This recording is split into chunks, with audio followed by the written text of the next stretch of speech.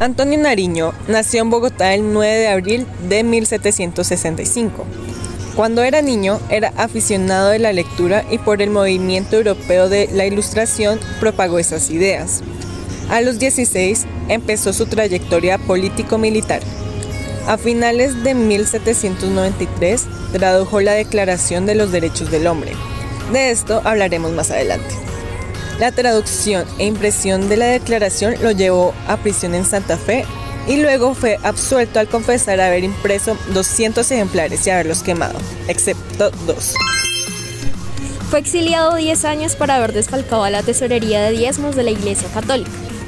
Cuando volvió del exilio, estuvo bajo reclusión domiciliaria y fue nuevamente encarcelado por sospechas de conspiración contra el gobierno. Salió de la prisión y tras la patria boba, el 19 de diciembre de 1811 fue declarado jefe de Estado provisional de Cundinamarca. El 17 de abril de 1812, Nariño presentó al Tribunal del Gobierno de Santa Fe la nota que contenía la traducción de los derechos del hombre. En la Primera Guerra Civil de la Nueva Granada, Nariño comandó ejércitos para evitar la reconquista española en la parte suroccidental de lo que ahora es Colombia. En la batalla de los Ejidos de Pasto, una batalla casi ganada y una serie de acontecimientos obligó al ejército a retirarse. Nariño optó por quedarse solo deambulando. Por el hambre y la fatiga, él se entregó al ejército realista y lo aprisionaron. Nariño solicitó ser enviado a Quito, pero no fue hasta 2 años después que fue remitido. Llegado a Quito, fue enviado a Lima, donde fue recluido por 4 años. Fue liberado el 23 de marzo de 1820. En febrero de 1821 fue designado como vicepresidente interino de la recién formada Unión Colombiana por Simón Bolívar. Renunció 2 meses después por diversas circunstancias. El 9 de octubre de 1821 fue elegido senador, pero su curul fue impugnada por algunos por considerarlo indigno. El 8 de abril de 1823 se instaló oficialmente en el Congreso, pero asistió hasta el 14 de mayo para defenderse públicamente. A Nariño se le acusó de haber quedado deudor fallido de las sumas que resultaron a su cargo en 1794, mientras se desempeñaba como tesorero de diezmos del arzobispado en Santa Fe.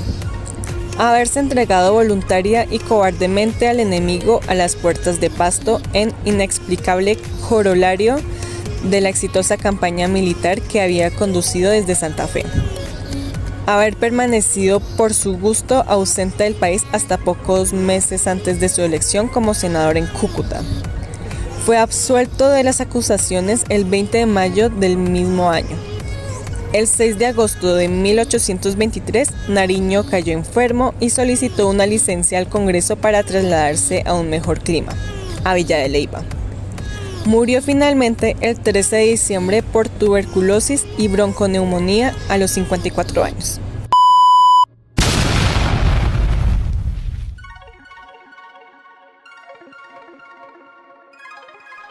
En diciembre de 1793, Nariño tradujo e imprimió de manera clandestina la Declaración de los Derechos del Hombre y del Ciudadano, hecha por la Asamblea Nacional Constituyente de Francia el 26 de agosto de 1789.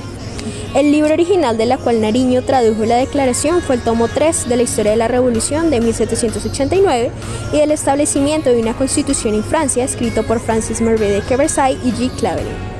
El libro le fue prestado por Cayetano Ramírez de Arellano, capitán de caballería y sobrino del virrey Espeleta. El libro fue prohibido en todos los dominios de la monarquía hispánica. Se llevó la hoja donde tradujo el texto y con ayuda de Espinosa, el impresor, y Juan José González, un criado, imprimieron al menos 100 ejemplares y los vendieron. Nariño había confesado que eran 200 ejemplares y que habían sido quemados, pero Espinosa dijo que fueron 100. El impreso fue conocido porque muchas personas lo alcanzaron a leer y fue tema de varias tertulias y artículos en periódicos. Además, fue copiado a mano 2 veces o incluso más. El delator fue Francisco Carrasco. Nariño fue encarcelado y se le fue acusado por la distribución de pasquines sediciosos, por intento de sublevación y por la impresión clandestina de los derechos del hombre. La falsa libertad que profesaba el texto atentaba contra los cimientos del orden monárquico y promulgaba principios anticristianos. Ningún abogado quiso asumir la defensa de Nariño. En julio de 1795, después de un año de prisión, José Antonio Ricaurte, su cuñado, preparó su defensa, pero resultó contraproducente, ya que la audiencia lo consideró más peligroso que el mismo texto. El 28 de noviembre de 1795, Nariño fue sentenciado a 10 años de prisión en África. Espinosa fue condenado a servir en las fábricas de Cartagena por 3 años y fue inhabilitado para ejercer su oficio. Ricaurte fue juzgado y sentenciado por defender a Nariño. Murió tras 10 años de prisión en las mazmorras de Cartagena.